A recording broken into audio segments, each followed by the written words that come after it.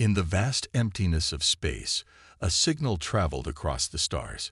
Weak and fading, it carried the last hopes of a dying civilization. At Earth's Deep Space Monitoring Station in Nevada, a young operator named Frank Miller stared at his screen in disbelief. The patterns were unlike anything he'd seen before. Complex and rhythmic, they couldn't possibly be random stellar noise. "Dr. Moore," he called out, "you need to see this." Lisa Moore had spent 15 years studying theoretical alien communication patterns. With graying hair pulled back in a practical ponytail and eyes sharpened by decades of analyzing data, she rushed to Frank's station. One look at the screen made her breath catch. "How long has this been coming in?" she asked, her voice barely above a whisper. "About 20 minutes. It's repeating the same sequence." Lisa nodded slowly. "This is it. This is what we've been waiting for." Within hours, the facility buzzed with activity. Lisa assembled her team of linguists and mathematicians to decode the message. They worked tirelessly, fueled by coffee and the knowledge that they were making history. 3 days later, Lisa stood before a panel of military and government officials. The room was tense with anticipation. "The message comes from a species calling themselves the Nullari," she explained. "Their civilization is under attack by something they call the Vorsidians. From what we can understand, these creatures are consuming entire planets for resources." General Richard Bennett leaned forward. "Are you certain this isn't some kind of hoax?" "The signal originated from 42 light-years away, General. It's genuine." At the far end of the table sat Captain John Hayes. Still in his 30s, Hayes had risen quickly through military ranks during Earth's recent global conflict. His ship, the Relentless, represented humanity's most advanced warcraft. "And they're asking for our help?" Hayes asked. Lisa nodded. "They've sent this message in all directions, hoping anyone might respond. They've included navigational data, scientific information, and what appears to be a detailed history of their species." President Eleanor Wilson rubbed her temples. Humanity had only recently emerged from its own devastating war. The unification of Earth's nations was barely 5 years old. And now this. "Do we have the capability to even reach them?" she asked. Admiral Peter Donovan cleared his throat. "The Relentless could make the journey. It would take approximately 8 months with our current technology." Hayes straightened in his chair. "My crew is ready, Madam President." The room fell silent as President Wilson considered the implications. Humanity had dreamed of first contact for centuries, but not like this. Not as saviors. "If we choose to help," she said carefully, "we would be involving ourselves in an alien conflict we barely understand." Lisa stepped forward. "Madam President, the Nullari are dying. Their message describes multiple planets already lost. They're desperate." Hayes' voice cut through the tension. "With all due respect, if we ignore this call, what does that say about us? We've spent centuries looking up at the stars, wondering if we're alone. Now we know we're not, and our first action would be to turn our backs." President Wilson studied the captain's determined face, then looked around the room at her advisors. "Prepare the Relentless for departure," she finally said. "Captain Hayes, assemble your crew. Dr. Moore, you'll join them as our chief communication specialist." As the meeting adjourned, Lisa approached Hayes in the hallway. "This won't be a simple rescue mission, Captain." Hayes nodded, his expression serious. "I know, but someone asked for help, and we answered. That's what matters." Neither of them could have imagined just how complicated their answer would become. 8 months of darkness, 8 months of waiting. The crew of the Relentless and its 3 escort ships had spent the journey in rotating cycles of cryosleep. Now, as they approached the Nullari system, Captain John Hayes stood on the bridge, watching the main screen with quiet intensity. "Dropping out of FTL in 3, 2, 1, announced Greg Mason, the chief engineer. His fingers danced across the control panel. The starfield shifted as the small fleet returned to normal space. Everyone on the bridge fell silent. Before them lay devastation. The third planet in the system, Nellari Prime, according to their data, showed massive scarring visible even from orbit. Large sections of the surface were stripped bare, as if giant claws had torn away the planet's skin. "My God," whispered Lisa Moore. "What could do this?" William Carter, Earth's senior diplomat, joined them at the view screen. "Are we too late?" he asked. Hayes shook his head. "Scan for life signs," he ordered. Officer Patricia Dawson worked her station. "Detecting multiple settlements on the daylight side, Captain. Population centers mostly underground. Energy signatures indicate advanced technology." "They're hiding," said Lisa. "The message mentioned the attacks were periodic. They must retreat underground between assaults." Hayes nodded. "Open a channel using the translation algorithms Dr. Moore developed." The bridge crew waited tensely. Then the screen flickered, revealing a gaunt, silver-skinned being with large, multifaceted eyes and no visible mouth. Communication happened through a subtle glow pulsing beneath its translucent skin. "I am Zoran, voice of the Nellari Collective," the alien said, its words translated through the ship's computer. You are the ones who answered our call." Hayes stepped forward. "I'm Captain John Hayes of the Earth ship Relentless. We received your distress signal and came to offer assistance." The alien's skin flickered with rapid pulses of light. The computer struggled to translate the emotion. Surprise, relief, and something else. Apprehension. "We did not expect. Your kind. Your vessels. They are warships," Hayes finished for him. "Yes, you mentioned you were under attack." Zoran's light patterns intensified. "We have not seen weapons of such design in thousands of cycles. Not since our own reformation." Lisa stepped forward. "We've come a long way to help you, Zoran. Would it be possible for us to meet in person?" The alien hesitated before responding. "Yes, we will prepare a reception chamber. Our atmosphere should be compatible with your biology, according to the data we exchanged." 2 hours later, Hayes led a small delegation to the surface. The landing shuttle descended through clouds toward what once must have been a beautiful city. Now, most structures were partially collapsed, with only a central dome intact. Inside the dome, a group of Nellari waited. Their silver skin caught the light, creating a shimmering effect throughout the chamber. Zoran approached, smaller in person than he had appeared on screen. "Welcome to what remains of Nellari Prime," he said. Greg Mason whistled softly as he studied their surroundings. "Your technology is remarkable. These energy conduits, I've never seen anything like them." "We were once a great civilization," Zoran replied, "before the Vorsidians began their harvest." William stepped forward. "Tell us about these Vorsidians. What exactly are we facing?" "They are silicon-based life forms. They consume planetary resources, metals, minerals, to reproduce. They arrived 50 cycles ago and have already stripped 3 worlds in our system." As Zoran spoke, Lisa noticed other Nellari watching the humans with evident unease. Their skin patterns communicated among themselves rapidly. "Your weapons," Zoran finally said. "They are extensive for a rescue mission." Hayes met the alien's gaze directly. "We came prepared to fight. Isn't that what you wanted?" The chamber grew tense as Zoran's skin pulsed with complex patterns. "Yes," he admitted finally. "But now that you are here, we find ourselves uncertain. You appear most efficient at warfare for a species so young." Lisa saw Hayes' jaw tighten slightly. First contact was already proving complicated.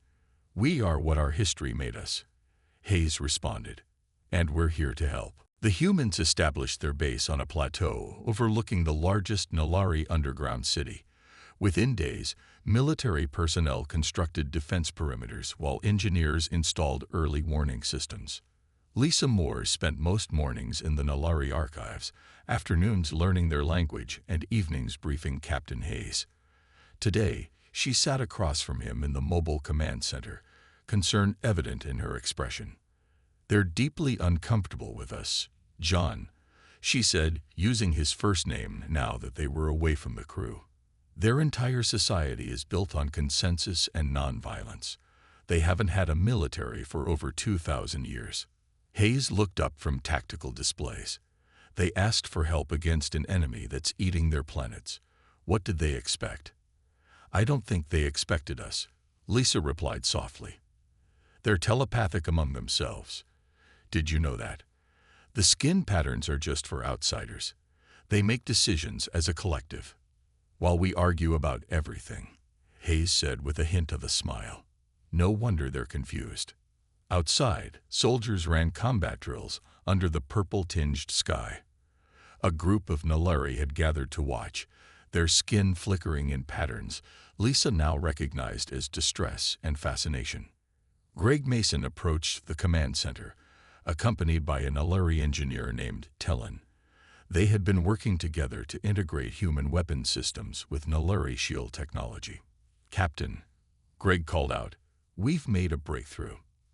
Tellen showed me how to boost our weapon efficiency by 30% using their energy modulation techniques. Tellen's skin pulsed hesitantly. Your weapons are potent. Our barriers were designed for environmental protection, not warfare.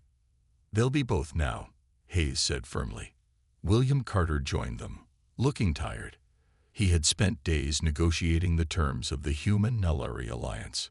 The Council finally agreed to our defense plan, he reported, but they insist on a formal promise that Earth forces will leave once the Vorsidian threat is eliminated. Hayes frowned. They still don't trust us. Would you? William asked. Some stranger shows up at your door with more weapons than you've seen in 2 millennia. Fair point, Hayes conceded. That evening, a delegation of Nalari visited the human base for a cultural exchange. Zoran led them, his silver skin shifting with cautious light patterns. Lisa organized the event, ensuring Earth foods safe for Nalari consumption were available alongside their own nutrient solutions. Music from both worlds played softly in the background. Your species is contradictory, Zoran said to Lisa as they observed humans and Nalari attempting conversation. You create beautiful art, yet design such efficient ways to destroy. We contain multitudes, Lisa replied. Capacity for creation and destruction exists in all intelligent life, I believe.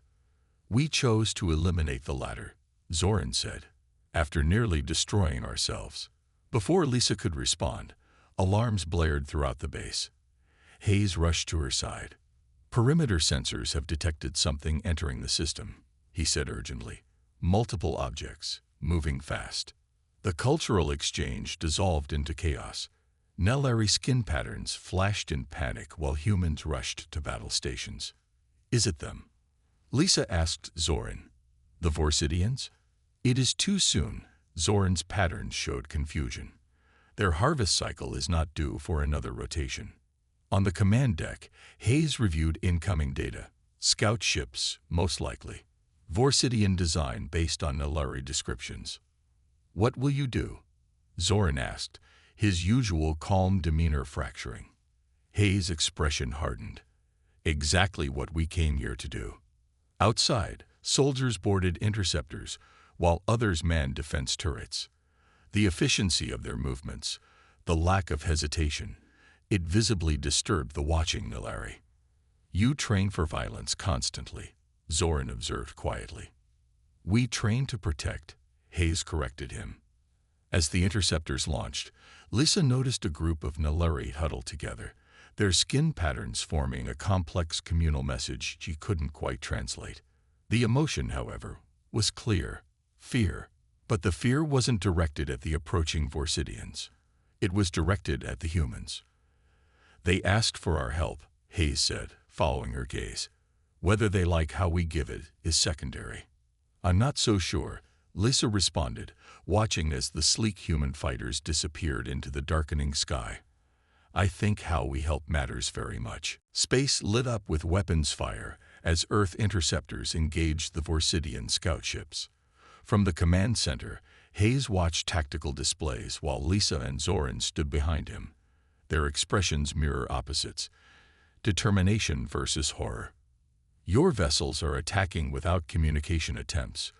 Zoran's skin flickered rapidly. Is this how humans always respond? Hayes kept his eyes on the battle. They attack your worlds without warning. We're returning the favor. On the main screen, Earth fighters executed perfect formation strikes. The Vorsidian scouts, crystalline structures that somehow moved like living things, shattered under concentrated fire. Target 3 moving to flank, reported Lieutenant Sam Wilson from his fighter.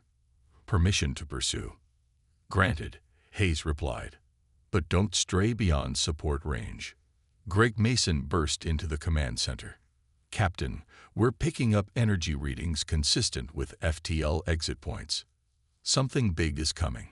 Hayes nodded grimly. They sent scouts ahead to test our defenses. Now we get the real fight. The main Vorsidian harvester emerged from hyperspace, a massive crystalline structure nearly 2 miles long. Its surface sparkled with thousands of facets, beautiful and terrifying. All ships, defensive formation, Hayes ordered. Prepare for primary engagement. The Nalari in the command center pressed together, their skin patterns synchronized in shared fear. Lissa watched them with growing concern. They've never witnessed battle like this, she whispered to Hayes. Their historic records show they abandoned warfare so long ago that it's practically myth to them now. They'll need to adjust, Hayes replied tersely.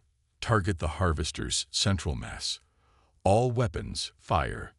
Earth ships launched their assault. Missiles streaked across space, while energy weapons carved into the crystalline surface of the Vorsidian ship. The harvester responded, firing prismatic beams that sliced through space. One Earth vessel took a direct hit, its hull breaching in a silent explosion. The Reynolds is down, reported Communications Officer Diane Foster. Life pods launching.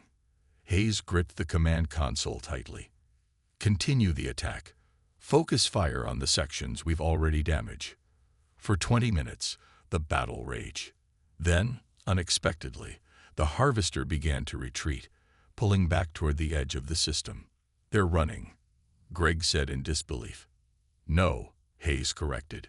They're regrouping. This was just their first attempt. As the all-clear sounded, the command center erupted in cheers from the human personnel.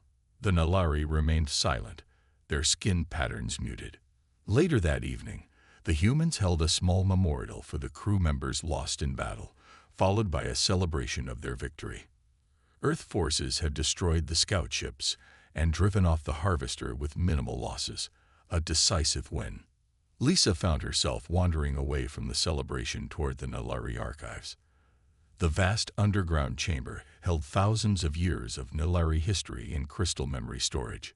She had been granted access to learn about their culture, but had barely scratched the surface. As she activated one of the ancient records, a holographic image appeared. Nalari ships, different in design from their current vessels.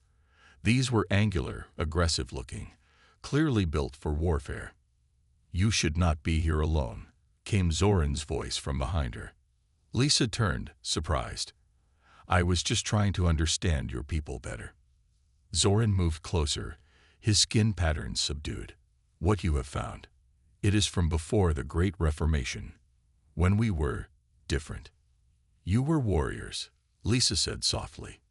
We were conquerors, Zoran corrected. Until we realized the path would destroy us. We chose peace instead. Yet you called to the stars for help when the Vorsidians came. Zoran's skin pulsed with complex emotions.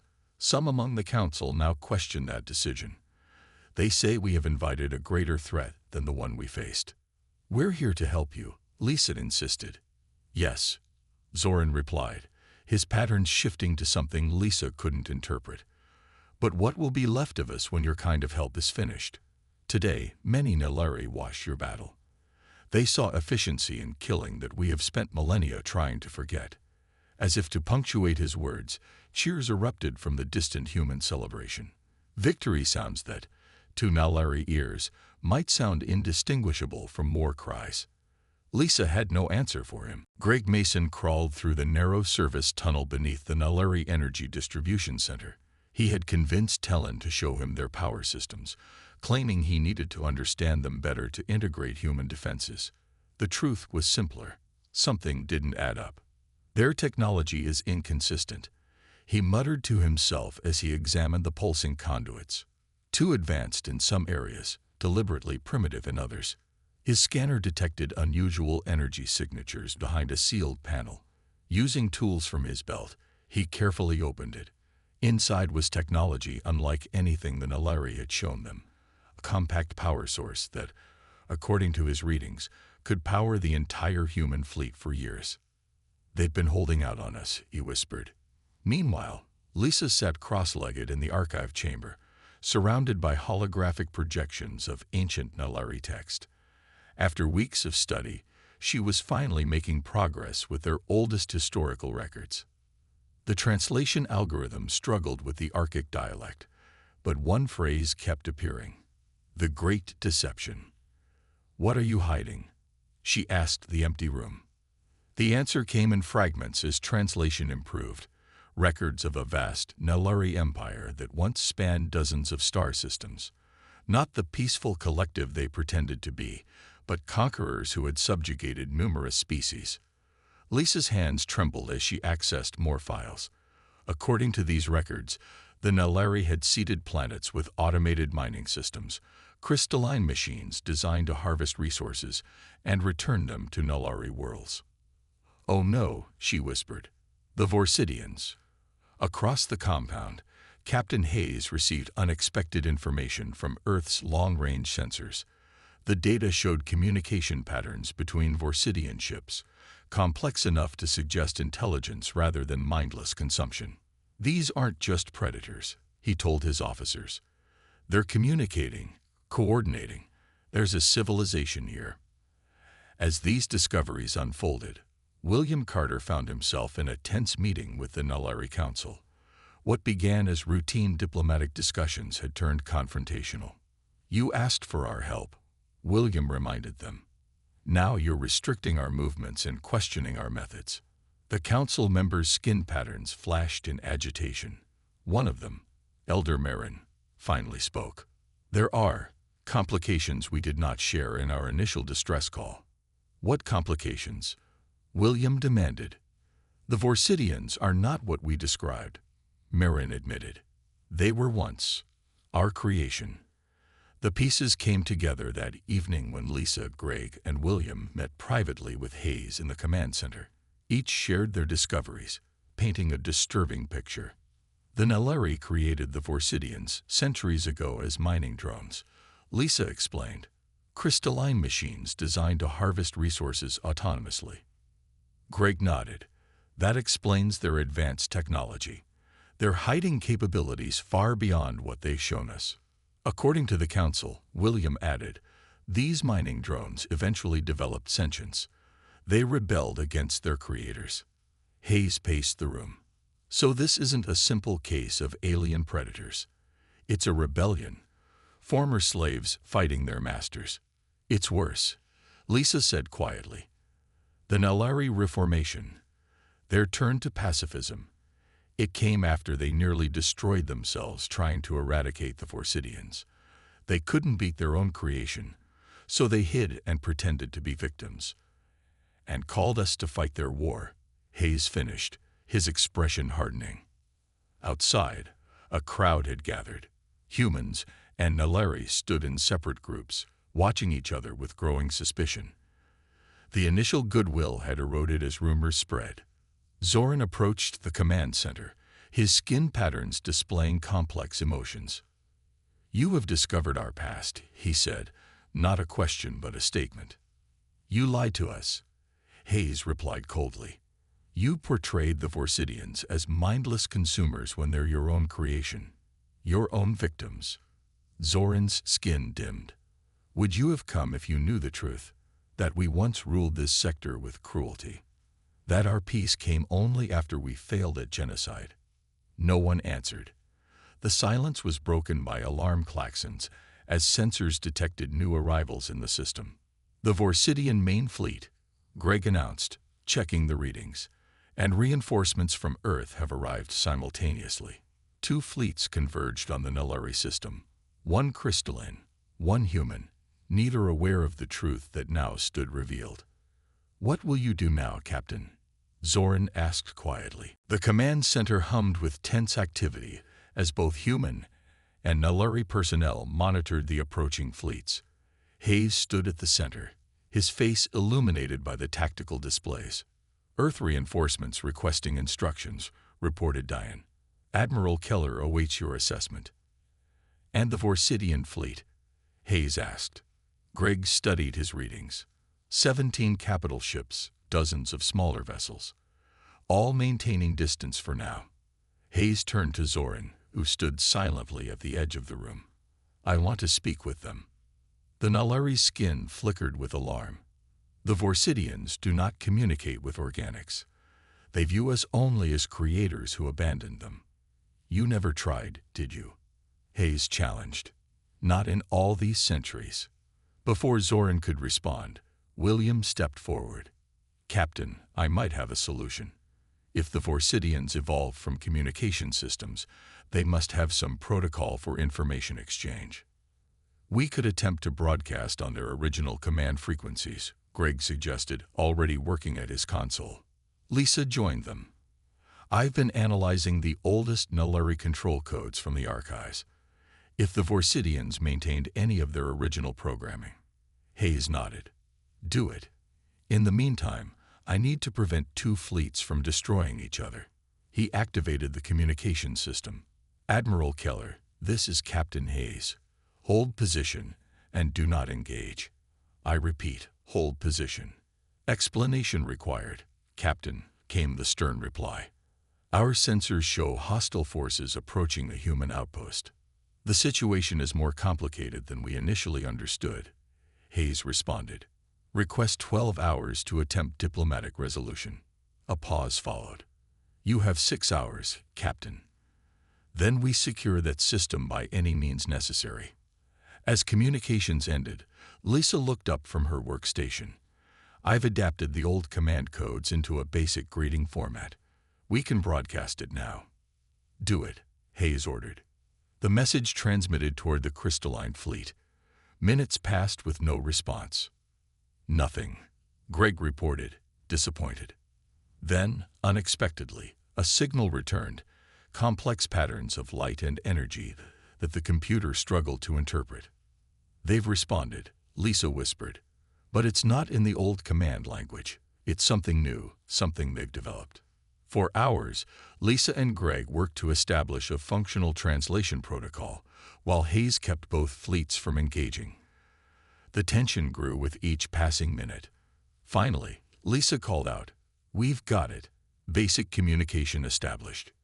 The main screen activated, showing a crystalline formation that pulsed with internal light. When it spoke, the voice was synthesized but clear. "We are the Vorsidian Collective. You are not Nullary. Explain your presence." Hayes stepped forward. "I am Captain John Hayes of Earth. We came in response to a distress call from the Nullary, the crystalline being pulsed. The creators called for help to destroy us, as they have attempted many times." "That's what they told us," Hayes admitted. "But we've learned there's more to this conflict." William moved beside Hayes.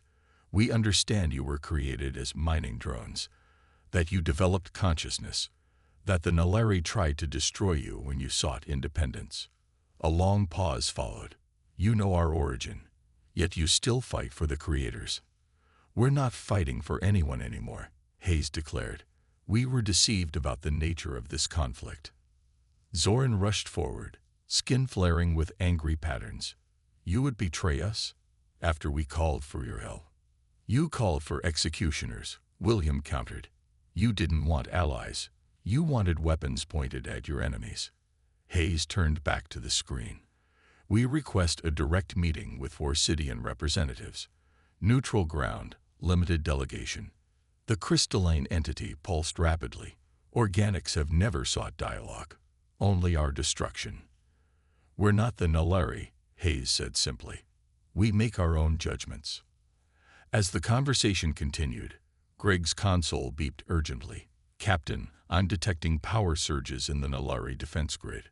They're activating something big." All eyes turned to Zoran, whose skin now pulsed with patterns they'd never seen before. "You leave us no choice," the Nalari said quietly. "If you will not help us destroy our enemy, we must take more direct action." Across the planet, ancient weapon systems, hidden for centuries beneath peaceful cities, began powering up. The Nalari's final deception was revealing itself. "Both sides tried to use us," Hayes realized aloud. "The Nalari wanted soldiers. The Vorsidians wanted liberation, and neither told us the whole truth." With 2 fleets in orbit and a planet of ancient weapons activating below, humanity found itself at the center of a conflict far older and more complex than they had ever imagined. The ancient Nalari weapons surged with power, sending tremors through the ground beneath the human base. In orbit, both the Earth and Vorsidian fleets detected the energy buildup. Massive energy signatures from the planet's surface. Admiral Keller reported to Hayes. "What in God's name is happening down there?" Hayes turned to Zoran, who stood defiant amid the chaos. "Shut them down." "Now." "We cannot," Zoran replied, his skin patterns shifting to a cold, steady pulse. "The ancient defense system activates automatically when 2 hostile fleets enter our space, a failsafe from before our reformation." Lissa looked up from her console in horror. "It targets all non-Nalari technology. Both fleets will be destroyed." Hayes made his decision in an instant. "Greg, broadcast these coordinates to both fleets. Tell them to reposition between the planet and its moon." "That puts them in weapons range of each other," Greg protested. "Exactly," Hayes replied. "Diane, get me a channel to both Admiral Keller and the Vorsidian Collective. Now." As the communications link established, Hayes addressed both sides. "This is Captain Hayes. The Nalari have activated a planetary defense system that will target all of us. I'm proposing an immediate ceasefire and joint defensive posture." "Explain," demanded the crystalline voice of the Vorsidian representative. "Neither side is getting the full truth," Hayes continued. "The Nalari call us to destroy you. You've been attacking them for centuries over an ancient grievance. This ends today." Admiral Keller's voice cut in. "Captain, our mission was to defend the Nalari." "Our mission was based on lies," Hayes interrupted. "Both sides in this conflict tried to use humanity as a weapon. I refuse to let that happen." On the Kreen, the Vorsidian pulsed thoughtfully. "What do you propose, human?" "Earth forces will position themselves between your fleets. We will protect both sides from the Nalari weapon system and from each other." "That's suicide," Keller objected. "It's negotiation," Hayes countered. "By force if necessary." William stepped forward. "We came as saviors, but we'll stay as mediators. Both the Nalari and Vorsidians have legitimate grievances. Both have also committed wrongs." For tense moments, no one responded. Then, slowly, the ships began to move into the positions Hayes had specified. On the planet's surface, Lisa worked frantically with Greg to access the ancient defense system's controls. Zoran watched them with conflicted skin patterns. "Even if you disable it temporarily, the Council will simply reactivate it," he said. Liza looked up at him. "Then help us, Zoran. Your people chose peace once before. Choose it again." Something in her words reached him. His skin patterns shifted to a quiet, resolute glow. "There is a permanent override," he admitted, "but it requires collective authorization." 3 hours later, representatives from all 3 species gathered aboard the Relentless. The Nalari Council members shimmered with nervous light. The Vorsidian delegates, crystalline structures housed in specially designed containers, pulsed with wary energy. Hayes opened the unprecedented meeting. "We are here to end a conflict that has lasted centuries." William presented evidence of both sides' deceptions. Lisa shared historical records showing the original crime against the Vorsidians and their subsequent rebellion. "The cycle of vengeance has gone on long enough," she concluded. The negotiations were grueling. Centuries of hatred and fear couldn't be resolved in a day. But slowly, painfully, progress emerged. The Nalari agreed to acknowledge the Vorsidians as a sovereign species. The Vorsidians agreed to cease their destructive harvesting of inhabited worlds. And humanity, caught between ancient enemies, found a new role, not as weapons, but as judges. 1 week later, as Earth forces prepared to return home, leaving only a small diplomatic contingent behind, Lisa stood with Hayes on the observation deck, watching the planet below. "They're both terrified of us now," she said quietly. "Did you see how they looked at us during the negotiations? Not as allies or enemies, but as something else entirely." Hayes nodded. "They called for help but feared who answered. Maybe they were right to be afraid." Lissa considered this. "We showed them something neither had seen before.